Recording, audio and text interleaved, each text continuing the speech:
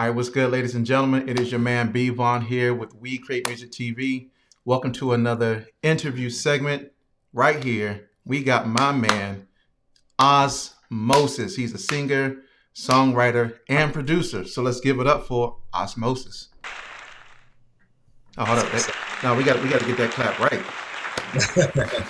Yeah. What's good, brother? How are you? What's going on? How you feeling? I'm feeling great. Well, I'm feeling good today. Today's a good day. it is. It's a Oh good yeah. day. Oh It's a yeah. rainy day over here. It's right now. Yeah, no, it's straight nice sunny here in Atlanta. No rain for the past couple of days, so Yeah. we we good. Too bad I've been stuck indoors. Right. The past couple. Well, it's not by like I don't have to go outside. I don't know. I've been too busy doing other stuff. Like, why go Things inside. outside? My wife is like, "Yo, it's super nice outside. We should go out and do something." I'm like, "Yeah, you should go out and do something." Like, So I can finish doing what I was doing in here. do what I'm doing over here. But yeah, it's nice though. But man, welcome to the show. I am glad that you're here. Give me a chance to learn more about you, your music, and who Ahz Moses is. So uh, let's first start off with the question I always ask everybody. How did you get started in this whole music world? What led you up into this music thing? Well, music for me started very, very young. Uh, I've always been just like surrounded by music by default because my dad and all his siblings. Well, let me go back. My grandparents on my dad's side, my father and all his siblings, and even my mom, they all sang. And so, of course, like most singers or R&B singers, grew up in church real heavy. And so, my dad and his siblings, they had a gospel group. And so, even from the time I was little, they always sang as a family, and so I was just always around that. I was always at the rehearsals when they were, they didn't quite break through, but at the same time, they were like a local, popular group, Hmm. gospel group. And Okay. so with that, I traveled with them all the time, Oh, everywhere. dope.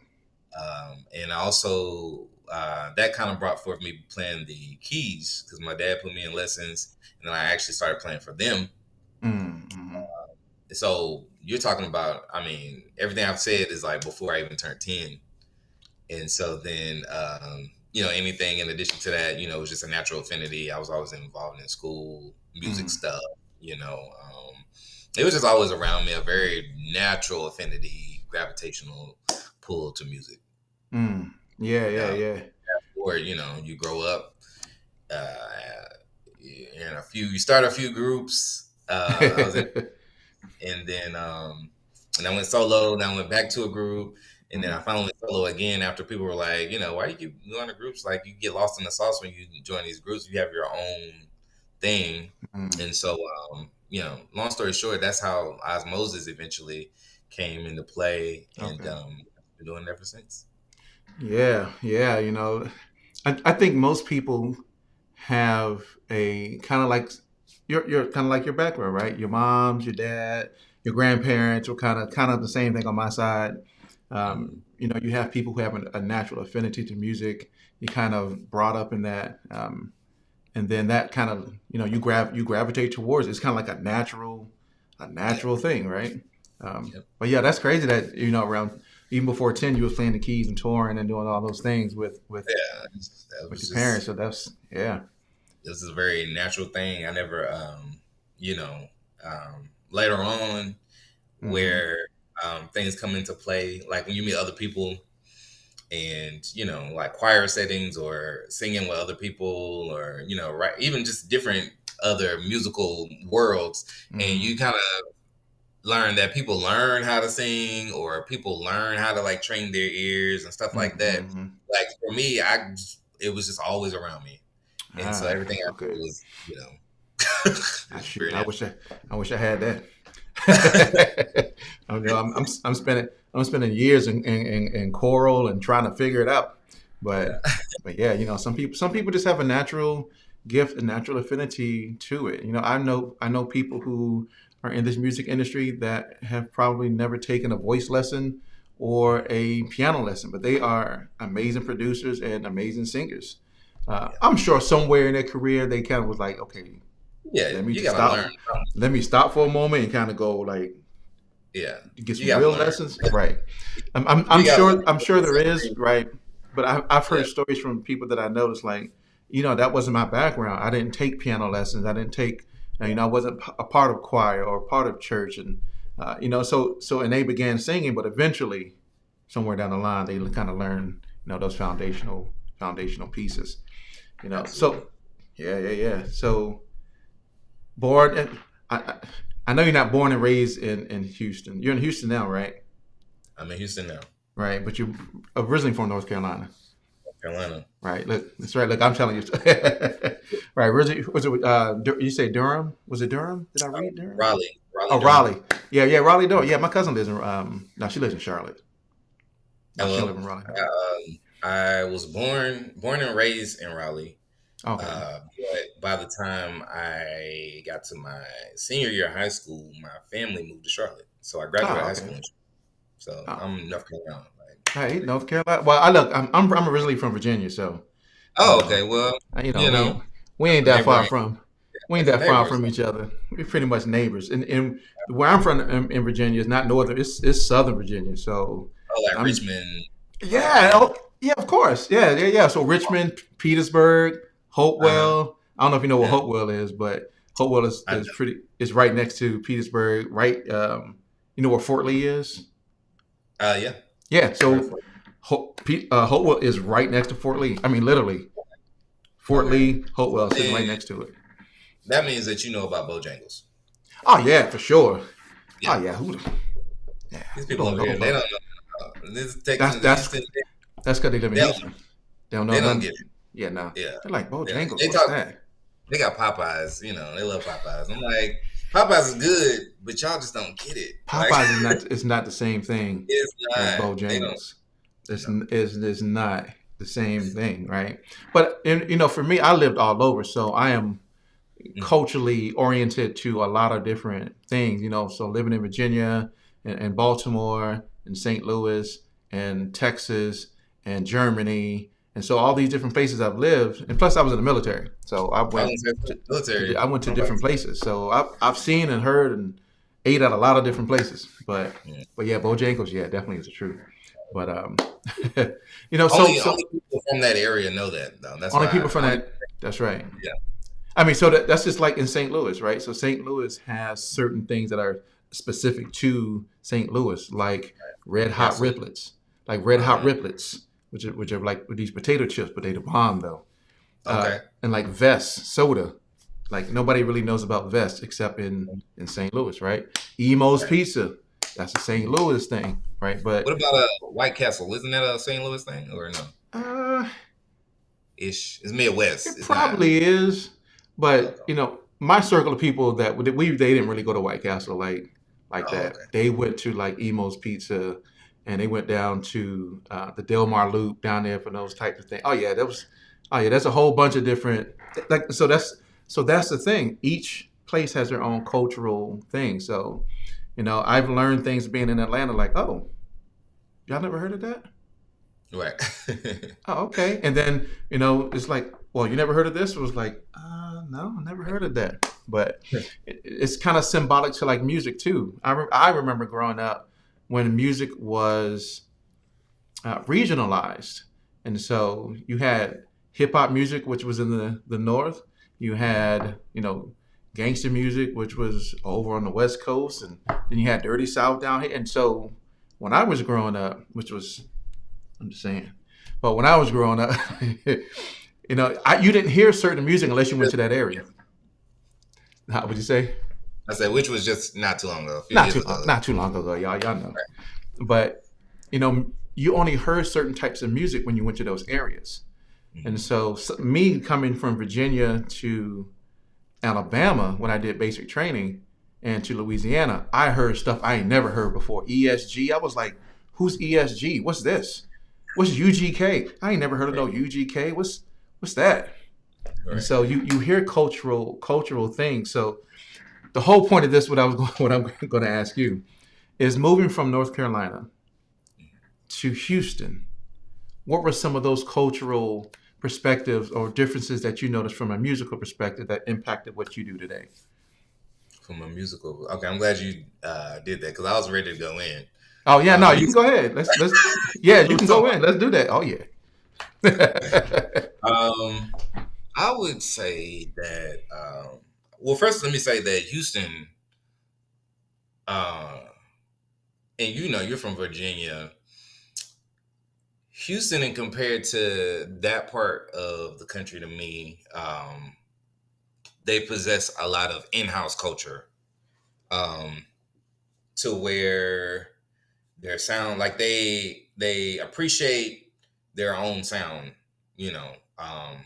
And I find it cool because most places, in order to really make an impact or really be influential, I feel like you have to have a certain sense of pride in the sound here and the things that the people here, not the things, but the music that people play out here, is very original H Town, like Mm-hmm. H Town vibes, and the way they react to it is if it just came out, and these were like songs Mm-hmm. made way back in the 1990s, and I'm in the club, and I'm the only one in the club who does not know the song, and everybody's singing the words to the song, and so I can Mm-hmm. appreciate that. The difference, to answer the question, there are some differences because down here it's considered south, but Mm-hmm. then it's this midpoint way going west coast, and then it's also kind of just like I grew up kind of thinking Texas was Midwest. But that's another conversation for another day. That's And yeah, that it definitely is not. But yeah, um, but they're the South, and but to hmm that point, my South was different. My South right, was different, and especially you've been from Virginia, that North Carolina, like Virginia, North Carolina, kind of South Carolina. I feel like we musically caught the influence from New York as well, because sure, I'm sure if you're anything like me, I went to school with a bunch of people. I always went to school with at least two, three people that year who had moved from New York or something. Their yep, parents, they come yep, down acting like it's the worst thing that ever happened to them, whatever. hmm But in the '90s, especially when New York kind of had the hip hop game and had like a lot of the music influence, I think that rolled over for me. mm So then coming over to Houston, and where it's like some of my natural um, or personal tastes, they kind of align with East Coast, and they align with right, like certain kinds of rhythm patterns. Like my hmm spirit kind of moves like, okay, that's hot, But right. then, down here they may kind of look at you funny and just kind of just stare at you on stage, you know. So that was something I definitely got hmm accustomed to and got a feel for. Being from not from here, not from right, Houston here. right. So did that have any type of impact on the music that you create and that you release based upon living in Houston and being influenced by the culture of Houston? Absolutely. I say that because I'm not. I have a very well. I like to credit myself. I like to kind of credit myself for keeping an open mind and the things that I listen to. But having you ask me that question in this moment, I have to credit that to also being moved to Houston. Actually moved away from Houston and wound up coming back. So I feel like when I left, I took a piece of what the things that I learned in Houston. And as a matter of fact, one of my singles, "Ready," which was my first like official video, first single, hmm um, was during a time after I had already moved away from Houston. But like the vibe itself was very. At that time, you had what's the guy name? Not Kurt Cobain. Was it Kurt Cobain's was his Oh name. yeah, Kurt Cobain. Yeah, yeah, yeah, yeah. Yeah, Yeah, Kurt yeah. Cobain. Yep, I know who he is. You had Drake on the scene, hmm um, and so that kind of sound. So long story short, I have songs, that have kind of played up to this audience. Mm. Okay. Okay, cool. Yeah. And I definitely want to talk about some of those songs a little bit later because I have a list of some of those that I want to go through and kind of talk about in detail on those different songs. But I always just find it interesting because I realize that when people move to a different area, they start to gravitate towards the culture that they find themselves in that area, right? Uh, and so I have this phrase that I tell people, which is you take on the habits of the people that you are around the most.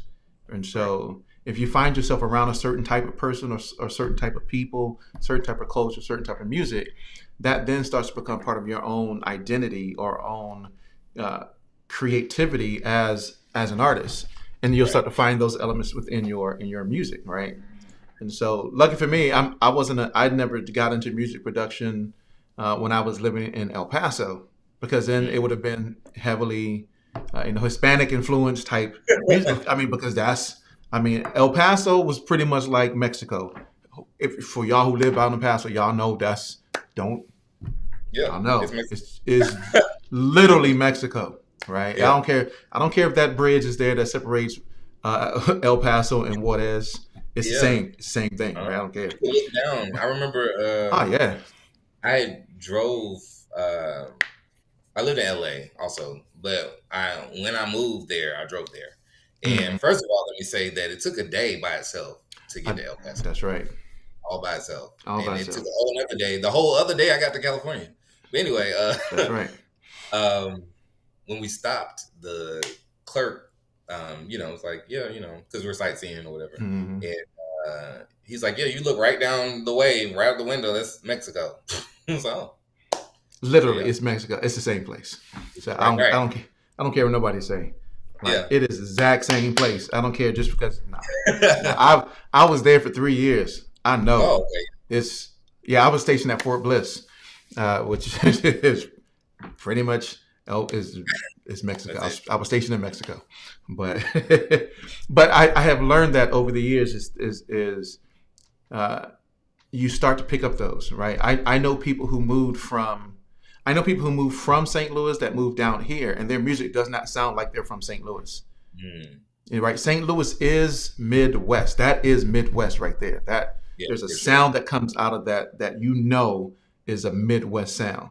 But those people are from there, but they live in Atlanta. And I was like, wait a minute, wait, you from St. Louis? But I just heard you put this, and it'd be skirt. What it was? I'm like, yo, wait a minute, that don't sound like St. Louis. They were like, yeah, I know. That's He you know, knows. I've been here 10 years. So I'm like, I I know. understand. I understand. So talk to us about the meaning behind your name. I always find it interesting how people come up with their names and the meanings behind it. Sure. So osmosis is obviously a play on the word osmosis. And if you were paying attention in your biology class in high school, that's the part, um, within the biological process, where a person uh, discovers an idea. When an idea makes sense to you, when it comes clear. So I might teach you something today, and you actually are applying the knowledge, but it might not set in until after you go take a nap or something like that. So that's like the scientific term. So it's a play That's on right. that. And so me as an artist, I do a few different things. I'm a singer, but I used to be heavy on lyricism. I used to, consider myself a Mm. rapper. I don't really flex that so much anymore, but I definitely still flex the lyricism, as well as production. I consider my style, you might say like alternative R&B or something of that such, but in Mm. reality, you just kind of, sometimes I have to reel it in because it can really go in a lot of different directions. And ultimately, what I would kind of, what's the word, prize myself on doing is bringing new sounds. They may be nostalgic, they may be old, but I want to bring a new energy, especially as a young black male in a Mm. time where R&B is making its comeback. But when I got started, it was like hip hop, period. And So, me just coming in and saying, I feel like I've just been breaking ground and trying to Mm, open minds, you know, this right. osmosis, you know. Yeah. And that's dope. Yeah, people's like, well, you know what? I'm gonna go learn this by going to sleep, and they go, right. So Right. you learn it. You're learning Yeah. it through Learn it osmosis, first. right? Yeah. Right. Right. You gotta learn it first. You Learn it can't first. you can't go to sleep and then think you're gonna Right. learn it, right? Or Right. just lay there and put the phone to your head. Just Right. it don't Yeah. work that way. That is not what osmosis is. But you got to learn it, and then. But yeah, people need to go back and take their biology lessons to learn that process and how that process takes place. Um, but yeah, right. So for you, it means something. It means that you're helping to spark those ideas within yourself and to spark those ideas within other people, right? Yes. And to help cultivate that. I mean, because that's the process, right? The learning Right. process, the creativity Right. process, the identification of those new skills, those new ideas through that osmosis process. But I am always interested in how people get their names, because Yeah. I used to go by a different name. So I produce. People know that, right? It ain't I nothing know. new. Right. But I used to go by a different name. I used to go by a couple different names, but that's a completely different story. But but I used to go by the name Strict Nine when I as a producer, right? And everybody always, well, how'd you get that name? And I tell them the story, right? I tell them that one day, because my kids are homeschooled, or they were homeschooled. They are about to be 21 and 19 this year, which Okay. yeah, y'all can see the gray a little bit, right? I closely shave so it don't be in there, but Yeah. I uh, didn't peg you for having kids yeah, though. right, yeah. I have a yeah. My daughter just turned 30, but anyway, and my son turned 33. But anyway, let me stop telling all my personal business out here. Yeah, but y'all know, y'all see them on my social media, so I love my kids a lot. Um, Dang, I forgot what I was going to say, but oh no, but about the name. But like I said, my kids were homeschooled, and it just happened to be one day, and I knew this from being in school myself. But they happened to be homeschooled, and they were learning about the 10 most deadliest poisons in the world, and of Mm. course, strychnine happens to be one of them. And but what it talked about, what it did to the body, I was like, oh, as a producer, that's what I want to do to people, but not Mm. kill them though. I didn't want to. Right. I didn't want to. I didn't want to kill them, but I wanted them to kind of have that reaction, right? Because strychnine, when you take it, like I did the whole study on this thing, right? So when Right. you take it, it doesn't immediately kick in, but when you eventually take it, it does causes asphyxiation. Well, it at the end, it causes asphyxiation, and then that leads to death. Um, but it causes the head to move and the back to arch, and kind of like the person's convulsing. But I'm Okay. like, yeah, But when you listen to music, I want you to be like, oh, right. So when you hear it, and that's how people would look when they were. yeah. So I told that to somebody one time. They were like, "That's a very interesting way to describe, what you do as in your name and how you want people to react to your music as a producer." That's cool. I love it. I was like, yeah. My wife hated Yeah. it. She hated the fact that I changed it and That's hilarious. went with my original name. But I always find it. And the reason why I asked the question, because there's always meaning behind it. There's always a purpose behind the person's name, or their moniker, and why they utilize that name for themselves. Most people go with their regular name, kind of like me. Most people go with the moniker, kind of like yourself. But they mean something. It's a purpose Right. of why that happens. Um, so okay. So let me ask this. Um, you've been doing music for a while, right? I had a chance to listen to some of your music, but like I said, we'll talk about that here in just a couple minutes. Okay. But I know that we all have challenges. I face challenges. I know that you probably have faced challenges in your own career. Absolutely. So what were some of those challenges that you faced, and what did you learn from them? Let's see. Um, so as an independent artist, who at this point, 'cause like I said, I, it's been over 10 years, and I've had some really cool opportunities, and I've had, just like everything else, not to give a whole spiel, like I have my ups and downs, but um, I've just said this. I've seen a lot of perspective at this point, and I feel like one of the more bigger challenges for me was I like I said here and told you, I have a whole musical family, and I've always been around music, the craft. However, I've never had anyone. Oh, I ain't gonna say never, but I don't. I didn't have any insider family in the music industry. So with that, I definitely had to learn how to navigate that by myself. I Mm-hmm. didn't have, an uncle or nobody to plug me or anything like that. So everything, anyone ever sees of me is literally ground up. And so I think there are challenges. That's a challenge in itself, but then there are challenges within that, Right. um, learning how to navigate the industry versus the art, was, yes. And me, not having that precursor understanding, I learned that from the ground. Like I learned Mm-hmm. that from a very no, this is not about the music. And you eventually learn that music industry is 80% business, and like Mm-hmm. 20% music. And like I said, that in itself can just open up all kinds of scenarios that you could probably imagine. Whether it's Mm-hmm. financially or monetarily or um, you know reading people, and the interaction, because you yourself, how people are in this particular game, and people can be really fake, people can be really disingenuine, or is that a word? Um, Disingenuous. Yes, that's a word. and and really, because now, I can see it from a mile away, and I could be like, Mm-hmm. I'll pass, or that kind of thing. But those were challenges, because you're learning to separate, the business from your heart space, and And that's difficult. yeah, yeah.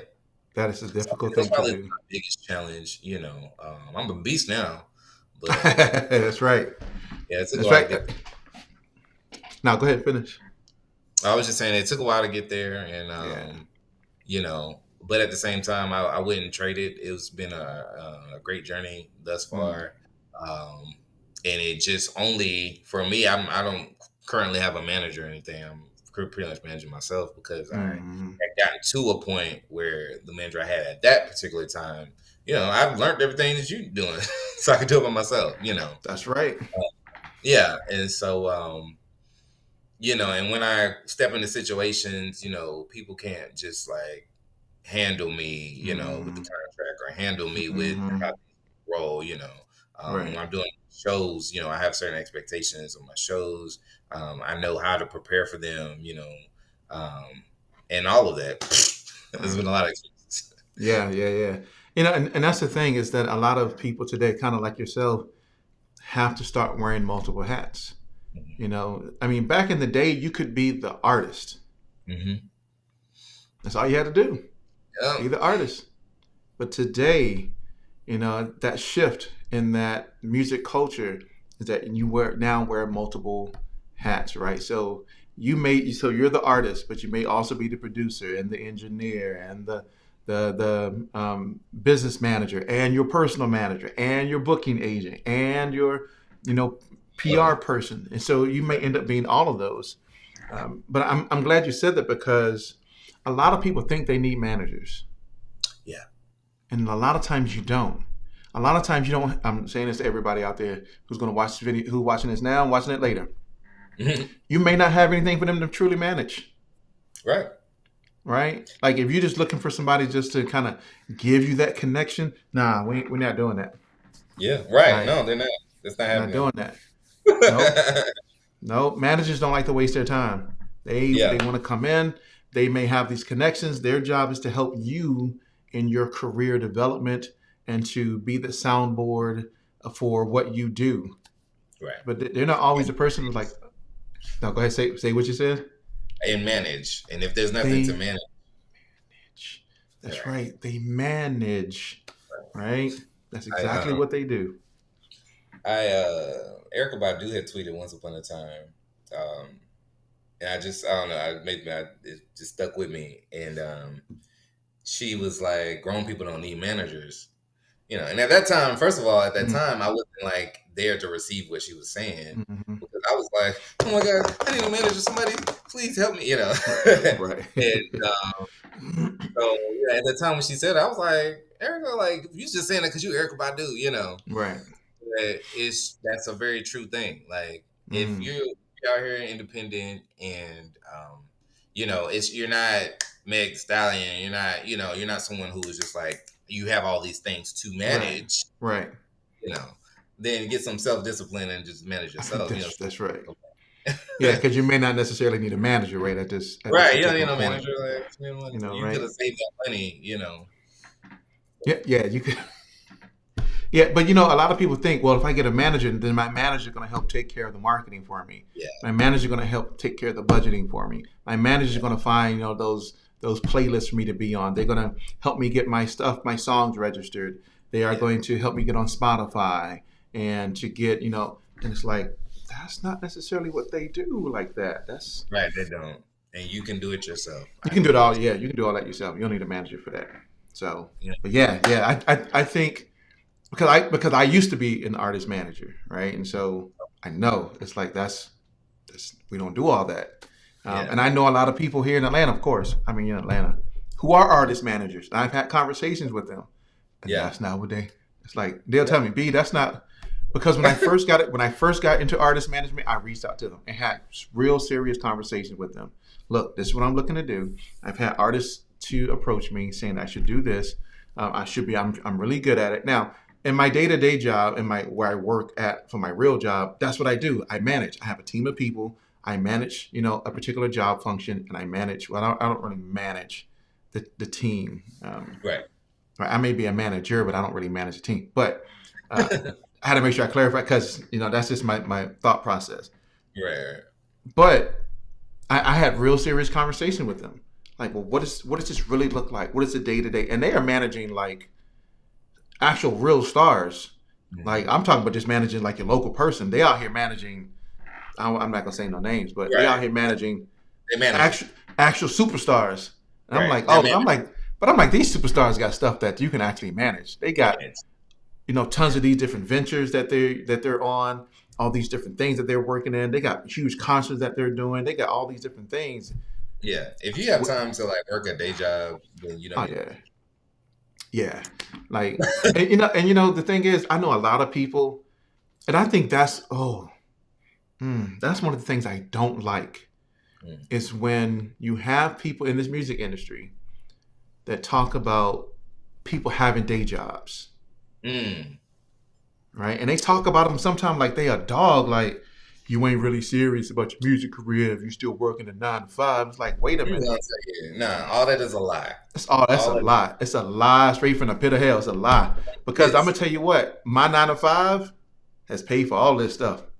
The cameras, lights, Everything. iPads, computer, everything. My Look, 9 to 5 pay for it all. you're right. Ain't nobody listening to Ahz Moses without Ahz Moses going to work. Like, Right. I work a day job. I like to, Right. I like to, and if to anyone that is listening, you know, it's not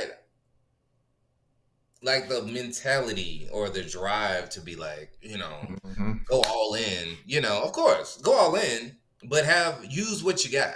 Right. Use what you have. And I am good at 9 to 5s. I had to learn that, while this rapper over here, he's good at hustling, and he might be selling drugs or whatever the case is. And so he got a bag, and he has a way to afford himself to the studio and afford himself to and so, it looks like a certain kind of way because it kind of he could sing about that in the song too,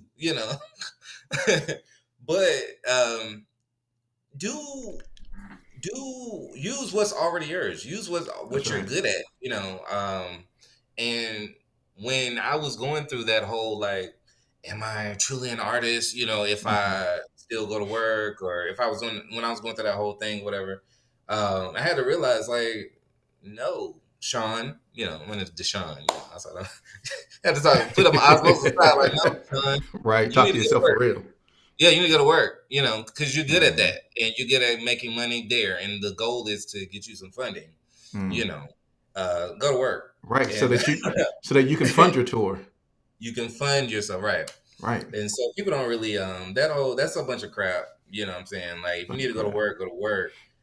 It's really not even about how you're getting the money. It's about the energy that you are putting toward the things that you believe That's right. in. But it's the perception that people have when they're Hmm. listening to other people who say, if you're not really serious about this, you got 9 to 5, you ain't really serious about your career. But they living with mom dukes. You know what I'm Yeah. saying? They ain't telling you that. Obviously. They Right. living in a 1 bedroom apartment. You know what I'm saying? Yeah. Like, and nothing wrong with that. Trust me, No. nothing wrong with that. Right? But it's the perception. They're like, oh yeah, look at me, I quit my job. But yeah, but you're staying with your mom's in the basement though. Like you ain't really got Yeah. to pay nothing. Right. Yeah. So, you And then know, it's like, at what cost are we doing these things? that's right. Really in a situation that really called for that. You know what I mean? Mhm. Like, are you in a Yeah, situation where that was necessary? that's right. Because like I told you, I lived in LA, and I feel like my period of living in LA was my artist moment when I was, Mm, and I was also, what's the word? I was also subscribing to those conversations. hmm Subscribing to people with all that, and I was like, some balls to the wall, get rich, die trying, like sleep on the couch, whatever it is, I'm willing Right. to do all Sleep. of that, Sleep. That's right. and I did that, but that stuff didn't necessarily pay off. Like, it Mm. wasn't necessarily that stuff. I didn't go on tour until I messed around and got up somewhere and filed an application and started working another job. And then somebody hit me up. My first tour was with Joe Budden, mm. and that never happened before then. All that See. couch surfing and all that kind of stuff. Not to say that it's not worth it, Right. uh, but that's not the whole selling of the dream and telling people that is what it looks like is not what it looks It like. is not what It it looks looks like. however you want to look. That's right. That's right. That's right. So people who are listening now and listening in the future, Yes. use what you got right now. If Yeah. you're working 9 to 5, use that to fund what you do until you get to a point where this career takes over that. I know a guy right now who does sync licensing. Mm-hmm. I think just last year he quit his job. Mm-hmm. And he was making tons of money in sync licensing. And he just quit his job like a year or so ago. And I remember the announcement on Instagram. It's like, yo, I'm at a time right now where I'm making more money than I was in my job doing this. And if you're at that point and you can still live comfortably, Mm-hmm. fine, do that.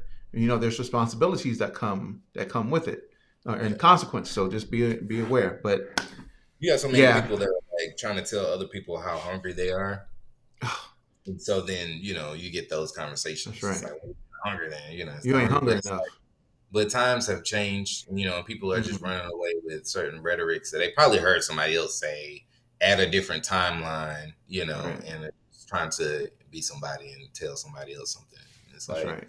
listen, this whole situation, you can do whatever you want, how you want to do it. How you want to do it. You are in charge of your own career. You are the visionary for your own life, not somebody else, not somebody that you look up to. No, but when you think about it, we live in a very comparative based society. And Mm-hmm. so we're constantly comparing ourselves, our lifestyles, what we have to other people. And I teach this stuff on a daily. I was teaching this concept last week, right? So I am a certified 7 Habits facilitator for Okay. Franklin Covey, right? Oh yeah, oh yeah. People know about I got real, like organizational skills, but Right. I was teaching this same. I was doing a 7 Habits of Highly Effective People class last week for my company, and I was telling them the same thing. You are the visionary for your life. You are in control of your life, nobody else, right? Don't Absolutely. we live, like I said, we live in that comparative based society where we're always looking at somebody, and no matter how much we try to break out of that, we're always doing that. We're always looking at somebody else and going, well, what do they Always. have? What are they doing? Do I need to do what they're doing in order for me to make it? And it's like, not necessarily, right? Necessarily. So yeah, I think those. If I had my gym button, I used to have a gym button. It's like little like a gym, like a spling-a-ling-a-ling sound. I don't Oh, know. okay. Yeah, like a Like like I a got you. like you It's in my dropping head. gems, like you dropping Yeah, right. gems, right? I hit the But gym. I need to go and put that back on here. Um, yeah, I need to put that my Angela gem. Need to put that back. But no, what's so you mentioned something I want to talk about because it's going to lead us right into your music, which was Okay. touring and opening up for different acts. So you opened up for Joe Budden, Mhm. and you toured with Joe Budden and Carl Thomas and Raheem DeVaughn, and with my favorite singer of all time. Well, I can't say of all time, but as of right now, R&B singer Tank. Oh You yeah, know what I'm Tank. saying? So I love. what led to that process? And like how was that whole experience doing those types of activities, touring and also opening up for those artists? Um, I would say they were all, they're all fun. Anytime for me, stage is one of my main feats. What I mean, main things in terms of artistry. Um, so it's all a good time for me to be able to open up. I'll say first for the R&B artists that you listed, Raheem, that was amazing. Tank was amazing. Carl Thomas was cool. That was a really good time. And for me, it was amazing because I look up to all those guys, as a R&B artist. Those guys were all like direct. They were running the game, when I was being influenced and coming up, and so You're right. so it was a no brainer for me to be able to do those shows and enjoy those shows, and like all of them didn't pay, so and it didn't matter. Um, the Joe Budden tour situation that was unique because that was my first tour, and um, it was kind of left field. I didn't see it coming, and Mm, it was only like a 3 city tour. It was it was his West Coast leg of his Love Lost mid mm, album, and we hit L.A., Santa Barbara, and Oakland, okay. and that was just a good time because like I said, it was my first time on tour, my first time like I'm with Joe Budden, Right. and it also gave me a little insight to see how to respond to fans, Mm, on a tour.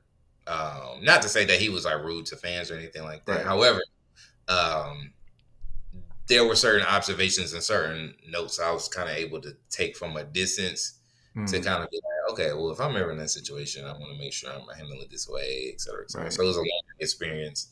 Uh, it was a good time. It was the first time I ever realized how real a groupie was. It's just how much of a real thing that is. Mhm. Uh, and just anytime I'm on stage is a good time. I feel like those times are. I could talk about like my regular shows just as much as those shows because I Right. mean I enjoy live performances. That's right. Right. Right. Because I saw some clips of you performing at the House of Blues, Oh yeah. and I believe that's the one in Houston, right? Of course.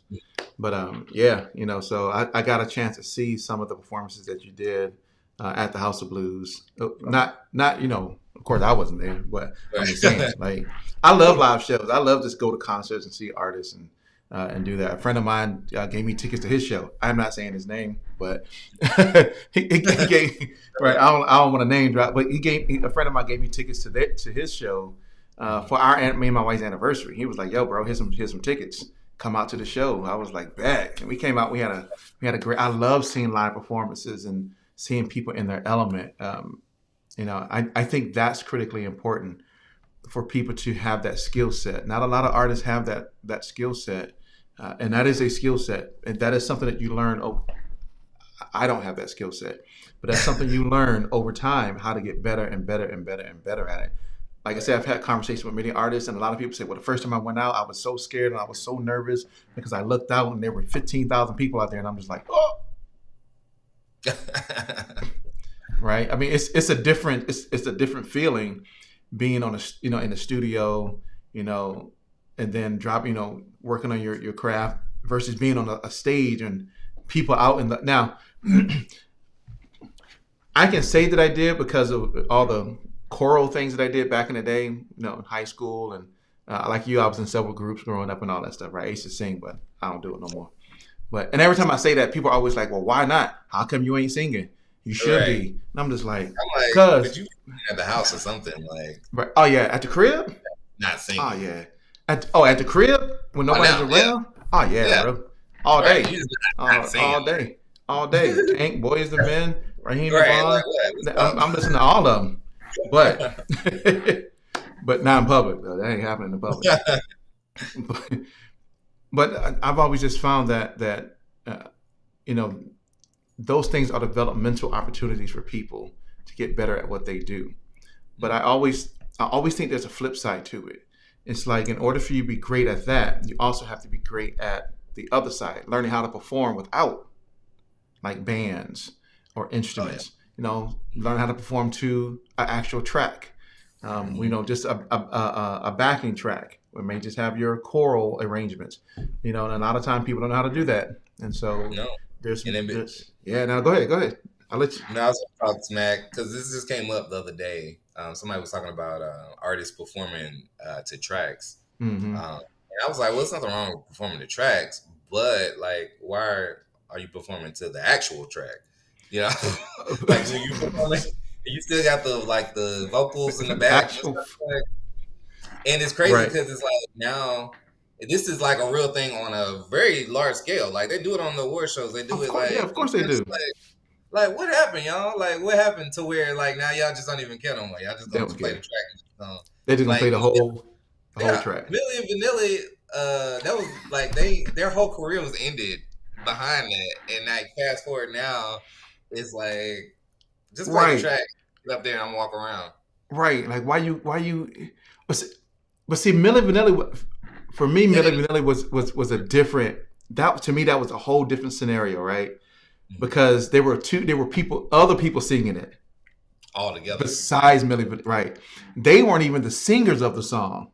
Okay, they were just there were other people singing the songs, and they would take those songs and act like they were the singers and be out there just right doing their thing, but they weren't the real singers. It was some other people who were the real singers. But still, even in that same fashion, don't play your track. Like if you're gonna, because I can go home and listen to your track. I got your track on my phone. I can listen to it right there on my headphones. I'm going to judge the hell out of you. Right. Like, I don't care. I don't care if you Cardi B. I don't care if you. I don't care who you are. Yeah, I don't care who you are. I'm like, why are you doing it? Why? That's right. Why? Like, I don't know. Just me as an artist, I feel like it's almost no point. Like, what's the point there isn't. Of me? And it's where's my job come in at? Well, their job for them in their head, I'm assuming, but you know what they say when you assume. So I'm assuming that their job is actually in the creation of it. Mm-hmm. And so once it's created, if I just want to play it, cool. My work is already done. I already made it. Right. So then, don't book I can just walk around and just be like, and you're right. And I guess that brings it back to your original point, which is like understanding that it is an art form. It is Right. Trust me, like the artists and the rappers and the singers back when I was growing up, they didn't do that. Yeah, no. I'm not. Yeah. They would get clowned. Easy for that. But we don't do that. So okay, so to segue in from that into your actual music. So let's talk about Frequency Music, the EP that you released in 2019. So I want to talk about 3 songs on that album specifically. First one, of course, is Ready. Okay. So I want to talk about. So for each of these, I want to talk about the concept behind the song, why you create, what does the song actually mean, and then of course I know few of these songs have videos to them, and so what were your concepts around the creation of those videos for each of these different songs? So of course I'm interested in learning more about Ready. Sure. All right. Yeah. So Ready's the jam. That's your jam right there. Well, no, that's one of them. But there's a jam that I heard that I'm like, oh, That So might be the yeah, one. we'll get to that one. Okay. I just just want to know. Um, so ready. I'm actually glad you brought that up because that brings it back to what I was saying earlier. About that was the song that I officially released once I had gotten to LA, and but I had just come back from Houston. And just for clarity purposes, I am from North Carolina, everybody, but my immediate family moved to Houston maybe like '06 or something like that. And so I was just running the streets of Charlotte at the time, decided to come on over to Houston, and that's how I got here. But at that time, I was here for about a few years, and then I moved away to LA. And when I moved away, back to your point about being influenced. I feel like I took a little bit of that with me, and that was what was kind of hot in the streets at the time. And when you hear "Ready," the first thing you hear is that low bass, and then you hear Mm-hmm. the "Pass me the light." Right, Pat. That's right. That's very Houston, very Texas Mhm. right there. But anywho, the origin behind the song was me just being a hungry artist, and I tell you what, that song I wrote, like that was one of a few moments that I wish I could do all the time, which Mm. is say, no, I want a good song. I'm ready for some new good music. I want a good song. I want a hit. I want something that's and for me Mm-hmm. to actually sit down and just like write it out. It just like it was one of those moments that Mm. caught. It was a moment I caught, and then I wrote the whole thing right then, and then eventually, of course, went and laid it down and everything. And it aged. I did it in like 2014, and as you can Right. see, I put it on this project Mm. because I didn't have from for a while. I didn't have any projects. I would just drop songs or Right. visuals and things like that because I was really still navigating. Um, an independent artist by myself and without a manager and all that kind of stuff going on. And so I was really just trying to get out content and trying to just do. I was just trying to do. I was listening, talking to those people that you're talking about. You got a 9 to 5, you don't want it bad enough. So I was trying to Mm-hmm. do everything, and I was like, okay, let me get a song. Okay, let me get a video. And that really tapped into the DIY thing. For me because I had done the song, and at that point I had become really confident about um, my writing and creating. But now I was like, I need visuals, I need other things, and so I wound up getting with a friend at the time who did video, or he was good with the camera. He didn't even do Okay. videos, but he was good with the camera and things like that. And we coordinated that video, and really every other video that I've done after that was done in the same spirit of Mm. I can do these videos myself, like. And so, so that's how the additional videos that you were speaking about, all those were just my vision Okay. for the song, what I saw. That the Ready video, that was like I said, that was way back in like 2014, and that was done with someone else back in LA. But Mm-hmm. then I did pretty much every other video except some of my more and more recent stuff for a while was done with my boy Eric Leach, who was Yeah, also Eric Leach. Yeah, another yeah, who was also another camera guy, good with Mm-hmm. camera, good with media, because that's what he went to school for, but had never done music videos. Mm. So we put our head together. I'm like, you could do it. Like, Right, all we right. got to do is set some things up. So put our heads together. I would shoot him the storylines and things like that, and Mm-hmm. just get in there. Yeah, yeah, yeah. And that's the thing. A lot of people think it takes a lot to make music videos. It really doesn't. You know what I'm saying? Yeah, and Like, yeah, and since yeah. then, I feel like people have really caught on to that. Since then, because at Mm-hmm. that time, it was still like big budget. But I feel like now people should know that like you could take like this pen and just take like a camera and just go around the pen, Yeah, and of well, course. if you got something like a good song or something to it, or Right. that's like That's that's right. enough. As long as you got a good song, good storyline, good concept, some good editing, right? And Some editing, good yes. some good coloring and some good Yep. audio. Oh yeah. Lighting. Oh yeah, some good Exactly. lighting. Like I'm all about that.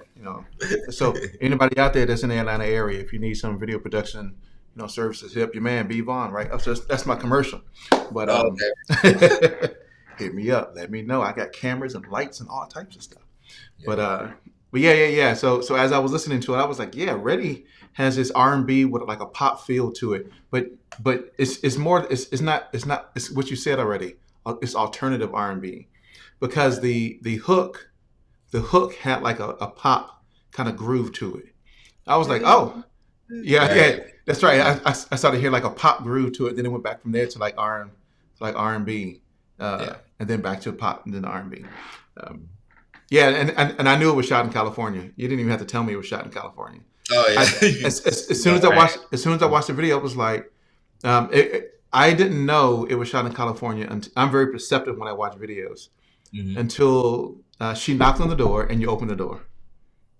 And what happened? Like, Because on hotel rooms, they always have on the door the layout of the hotel, all the different safety parameters. I used to travel a lot, so I know all the different safety parameters, and it always has the name of the state that you're in right uh, at the top. And so it was like, oh, okay, he shot in California. Okay, the video. cool. I'm always looking out for like all the different nuances in the video. Yeah. Um, and I and appreciate and yeah. So I was like, oh, okay. I even wrote it down. Shot in California, right here. that one. Right. Okay. Now let's talk about the song. That's when I heard it, I was like, oh, this is my jam right here, real quick. Waterfall. Okay. All right. Ah, yeah, yep. So Waterfall. All right. So, um, me as an artist or as a writer, let's talk about that. Me as a writer and creator, I love sounds and I love, I'm an R&B head. I'm an R&B head to the core. Okay, Me too. but I love production. I love, I've always loved like Timberland and Pharrell and out the box production. Hmm. Dark Child. Something that was Hmm. always different. And so when I heard that beat, I was like, I need to definitely do something with this. This is something up my alley. And so that's how we got to the track and wrote the song out. I really don't even remember, like, I feel like I wrote that song and shelved it and Mm. then like, came back to it maybe like a year and a half later or something like that. Like, nah, this is hot. Like, y'all need That's to get right. this. That's And when right. I did put it out, people did appreciate it. Uh, the video, same deal, produced with Eric, and all everybody in the videos are friends, in all the Mm. videos. So just friends, and I had a certain visual in my mind. At that particular time, I'm a, I like to consider myself a pretty spiritual person in general. But Hmm. at that particular time, I was reading up a lot on like tarot. Mm. And so I'm a Capricorn for those that are interested. Uh, I and in tarot, the Capricorn is actually represented by the Devil card, right? Mm. And so there's this shot of the card where you have like the devil's like sitting a certain kind of way or whatever, and you have like these he has. But all Yeah, right, it's it's let me it's let it's me explain. it's like the bat. It's pretty much like the Baphomet card, right? Yes, Yeah, it's and so that. he's sitting like this. Yeah. It's It's like like yeah, this. it's like it's the Baphomet. Yeah. And Yep. so now let me first. I realize I probably need to explain because I live in Texas, black folks in the South. Well, so let me explain, y'all. So this is the thing. I told you I'm spiritual, and yes, at the time I was like interested in tarots and things like that. But more so than that, the connection to the card. Again, I'm a Capricorn, and the representation of that card in the tarot is when if that comes out in your reading, it's to say that there's a lack or there's a high amount of indulgence. You're indulging in your life. Mm. Yes, That means you're, Mm. you just eating. You're not worried about your diet like you supposed to, like you Right. said you would, or you're not managing your bank account like you said you would. You're just going in. You don't care. You're just indulging. Mm. So it kind of just worked out timing wise. So I was like, I think it'll be cool to capture that because I'm a Capricorn. That's my card. To capture the image because the card represents indulgence and the song is about indulgence. So one of the scenes that you see where is I'm sitting in a chair and I have we have one model right like on the left Yeah. side. We had another model who's like downward, and then we had the young You on a man like leash. or on the leaf. Yeah. That if you go back and look at that, that's actually like symbolic of that same card. Mm.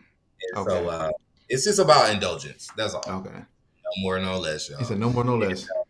No more, no less. And I'm ready to dive in. Your waterfall. Mm-hmm. And Yeah. The beat was dope. Yeah, The beat was. I heard the beat and I was like, oh yeah, this is dope. Because I am a fan of Timbaland. I'm a fan of Pharrell, of course. Of course, right? Virginia, right? We VA people, right? And so that beat kind of was reminiscent of those types of what like a Timbaland or Pharrell would kind of create. And so it's like when I first heard it, I was like, okay, I like this. Yeah, you got the dancing in the woods, right? Yeah. You got the like, and you get and the lady she dancing, and then it switches over to y'all in the 80s chair when people used to take those pictures back in the 80s and 90s with those with that chair with that big old. My parents had that chair. I have a picture of me. I'm like 3 or 4.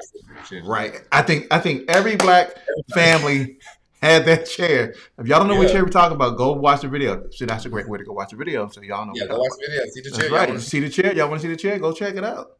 But every black family had one of those, and I'm pretty sure at like college parties they had that chair. Oh yeah. Right. So everybody take pictures of it. But yeah. So Waterfall. Y'all make sure definitely go check out Waterfall. And then of course, off of the same album is Falling. Mm-hmm. Falling. Yep. So I'm glad. I love those 3 too because I feel like those are all my sounds. Falling is that's my jam actually, and it really again it was attraction to the track. It wasn't really any particular motivated concept or anything like that, but the track felt like falling, felt like drama. And so that's pretty much how it came about. Shout out to Afro Keys, he produced that one. And it was just a live track. I love the piano. He has a strong piano. Like we talk, I have a strong choral background, so I got appreciation, for just like the classical effect that it has and just the drama. And no real like story behind it though. Okay, so let me make sure I got the right video because I watched a whole bunch of videos earlier today. Is this the one where you're like kind of like in the art museum? That one is New Moon. Yeah, it's New Moon. That's right. That's New Moon. My bad. Yeah. I tell you, I checked that one out too. I checked out New Moon. I checked out. Hey, that lets me know that you peep because Fallen doesn't have a visual, and so when people say they like Fallen, I'm like, thank you. Yeah. See, I heard the Fallen song on your I heard it on the website. Oh, okay, yeah. I even went to the website and checked out the website too. But and then you got one. I don't want to. It's not called Captain Save-A-Ho. It's called Captain Save-A. Yeah, Captain Save 'Em. Captain. Yeah. That's right, Captain Save 'Em. Like, it's the same. It's the same concept, right? Right. This dude's in the water. He talking about Captain Save 'Em. Right. Yeah. So okay. Yeah. But when I heard this song and saw the video, the first thing that came to my mind, of course, was Captain Save-A-Ho. Yeah. That was like the song back in the day when it came out. I want to be sad. Don't give me the song. I'm not singing. Right. Okay. So let's talk about the next EP that you released, which is Expressions. Okay. It's Expressions, right? I don't Correct. think there's anything. Okay, Expressions. Yeah. In 2020, the single off of that song was Love Music. Mhm. I love what you did with the video. Love song. Yes. Yes. Yes. Yes. Yes. Is it called Love Song? Love song. Oh, The Love wind. Some. That's right, Love Some. I'm getting it all wrong. All right. Yeah. Um, is that's make sure I get it right now? Is that the one that has the animated video to it? That's the one. That's one. Yes, That's I thought. actually yeah for that one. So yeah, No, you said that's actually, the only video I shot for that project. but I thought that was dope. Yeah. I Thank you. thought I thought telling that song story through that uh, animated medium, I thought that was super dope, super Thank you. dope. Because I mean, people can connect to it. I mean, people like stories. Sometimes we see people in music videos all the time, but this gave a different context to the overall. Like I'm telling it, I'll let you tell it. Like I made um. it. Well, I mean, the concept. This one was actually directed. Shout outs to people. I'm sorry, I'm getting a message on my phone. Uh, this one was a brainchild as well. We just sat down and I was trying to like draw up like figure out like what I was gonna do visually, and I wanted to do something different, coming off of like everything that me and Eric had been doing. And I had linked up with T. Ron Watkins, shouts to T. Ron, who actually had just done a Macy Gray video. It's also an animated video, and so that's kind of just like what he was doing. And he was somebody, I feel like I could probably reach and did. And we put our heads together, just like all the times before. And I told him, you know, this time he took more of the ranks with the storyline. Mm-hmm. I kind of wanted them to. I didn't really like. I know I saw the cartoon. I was like, I knew it was animated. I wanted to be animated, but I Right. didn't know like, how we wanted to play it. And the way that he and his team did it, I mean, I enjoyed it like y'all did. Yeah. It was like, oh, this is cool, Yeah. It caught certain. There were certain elements that I infused like the if you toward the end there's like a scene with Black Lives Matter and things like that going on. There were like certain little nuances that I wanted to make sure Mm. were captured, but ultimately there was their idea. The song itself, love some. You live some, you learn some, you love some, you win some, you lose some, you love some. Mm. And so the concept was basically, in spite of what we go through in this life, love is a very constant thing. And so no matter what we're going through, as long as you find that love, you can always get through the next thing. You're always going to get on to Mm. them. That's the general, message of it. It's the main single off of that particular project, which is also Expressions. And so Expressions itself, I released in 2020. And if you kind of take a walk back down, a reflection back on that year, and even the years prior to that, as early as like 2015, 2016, Trayvon Martin, and just everything that was taking place all the way up until. Man. And I had just released Frequency and was still promoting. When you're independent, you can promote anytime. That's right. Anytime. But at that time, I had just released Frequency and was still like shooting videos for it. But I was still like, I wanted to not only follow up with something, but I wanted to speak to something that was relevant, and I wanted to Mm. speak on the times. Like, it's an artist's job to reflect the times Right. anyway. But I really wanted to do my small little part at specifically going in and releasing it during that time. So I released Love Some, and then there's a couple other tracks.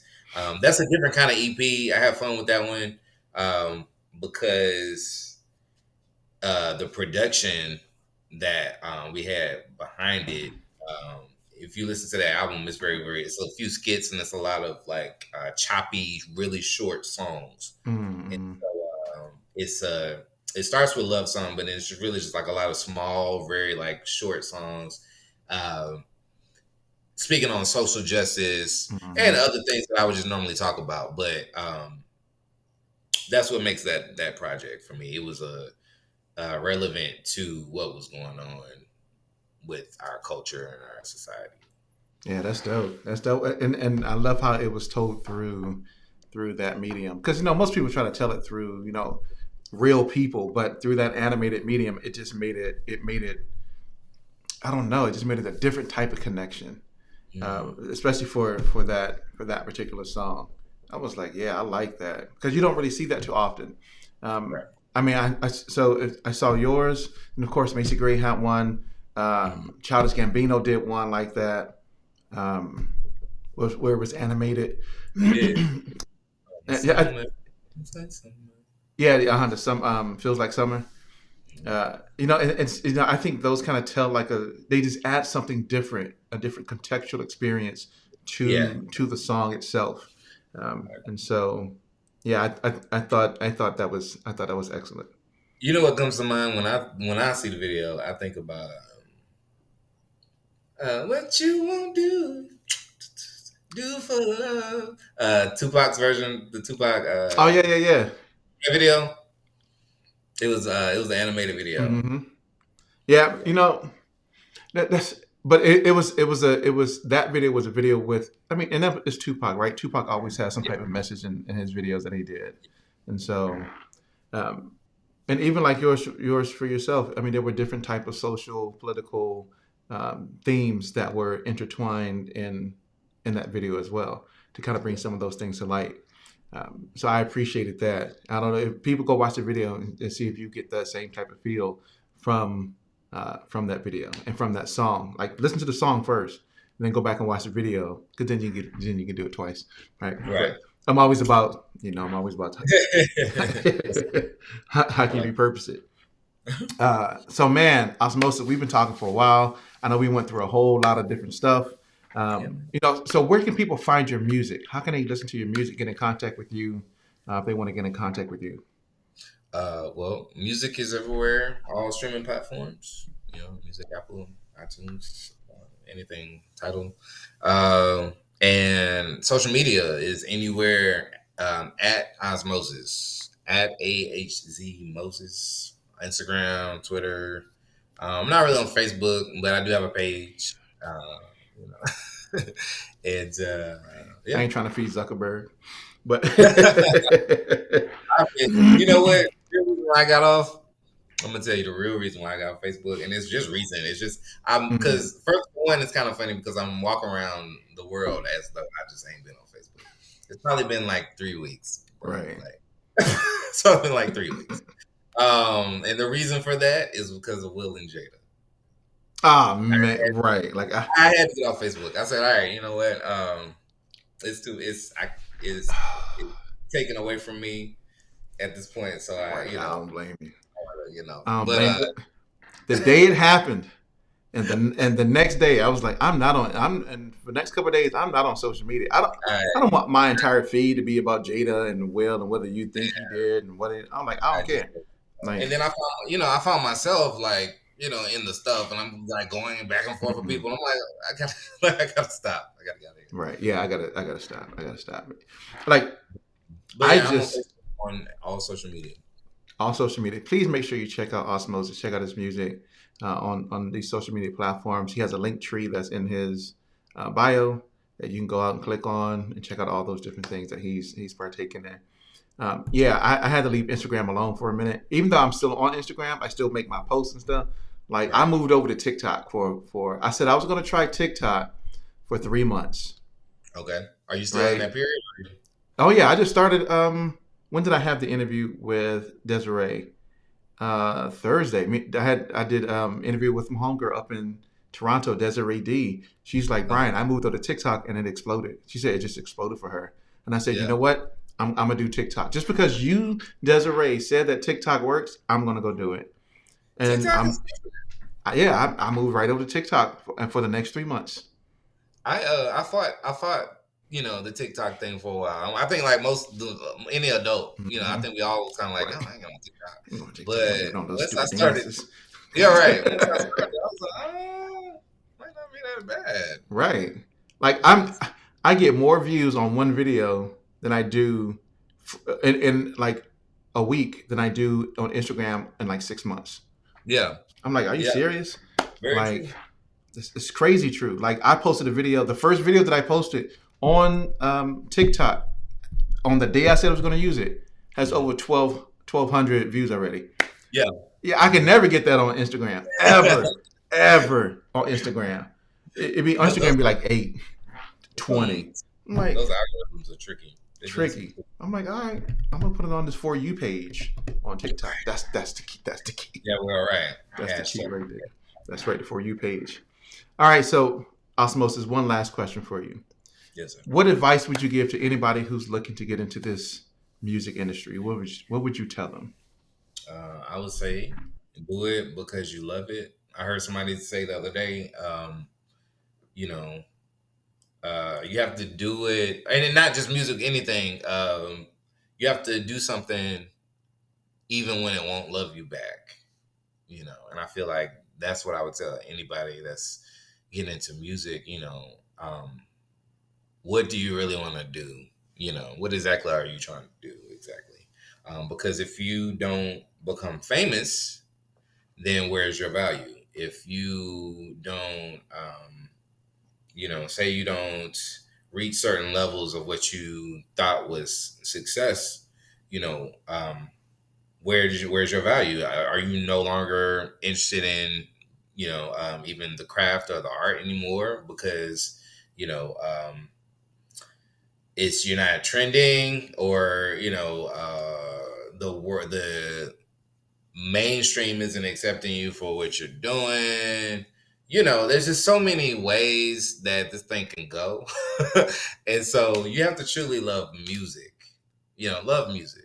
Don't just do it for trying to just be in front of people, or from that space of wanting to be loved. Don't do it from that space. Do it from the space of you love creating music. That way, if don't nobody listen to your music, you're okay with what you created. That's excellent. Excellent advice. Excellent advice. So Thank you. man, so Osmosis, if you could hold up for just one moment while I close this out. All right. All right. All right, ladies and gentlemen, man, once again, I love doing these types of interviews because I just love the conversation, right? I love getting to know people, and I love sharing other people with all of you so that you can get to know who they are. You can support them as well. You can hear their story, and you can follow their journey. So please make sure that you support Osmosis, the things that he's doing, his music. Make sure you check it out. Make sure you go follow him on social media platforms, not Facebook, but all the other social media platforms he's on. So support him just like you supporting Will and Jada, right? But and support us as well right here on We Create Music TV as we bring to you great content from our interview series that we do every Monday and every Thursday at 7 p.m. From the videos that we drop and we bring to you, supposed to be every Thursday, right? It's supposed to be every Thursday at 2 p.m. I'm gonna get it together. I got a whole bunch of stuff that I'm working on, so I'm bringing those videos and content back to you. But yeah, thanks for everybody who tuned in. Java FX, appreciate you tuning in as well. And for everybody else who had a chance to listen and be a part of this segment today. But as I always say, I've been doing this for how long now? 2 years, and still haven't had a closing for the show yet. But you know what I feel about y'all. Thank you. I love you. Help us to be a great platform for indie artists and indie creators. So appreciate it. Make sure you subscribe, hit the notification bell, share what we do to others, and peace. Thanks for being here.